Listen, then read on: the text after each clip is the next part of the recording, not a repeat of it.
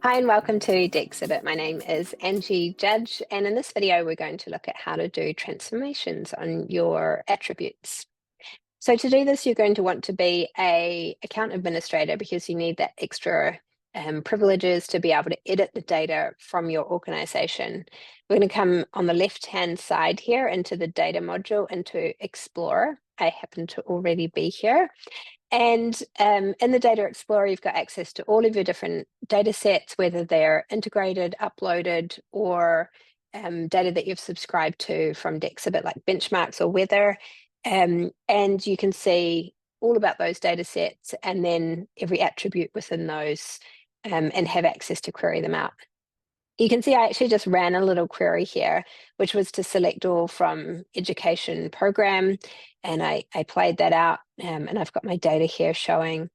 And what we're going to do now is to create a transformation. So where I would want to do this is maybe I want to clean up my data, and maybe I've got some dirty data in here. Like maybe, for example, sometimes my city says New York City, but sometimes it says New York, but sometimes it says NY, or maybe sometimes it says NYC.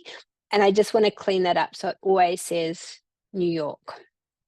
And there might be some other examples, like maybe I've got Canada and it's spelt CA, Canada's spelt incorrectly sometimes, like CNAD. So I might want to clean that up as well. There might be some other things, like maybe my time zone is incorrect because it's coming across with the vendor, the software system vendor time zone, or UTC or something, and I want to transform that to my local time zone. So there's all sorts of different things that we'll want to do here with transformations. Transformations are different to a derived metric because we're making that change dynamically on the attribute. We're not making a whole new attribute. And so it's the same sort of principle where it's that dynamic calculation, but it's applying direct onto the attribute. Now, don't worry, you can remove them at any time because they are calculated dynamically. They're just calculated on the fly as you're using this data. So you can remove that transformation at any point and just see your raw data as it was. So I'm going to come in here and I want to change that city field. So to create a transformation, I'm going to click on this ...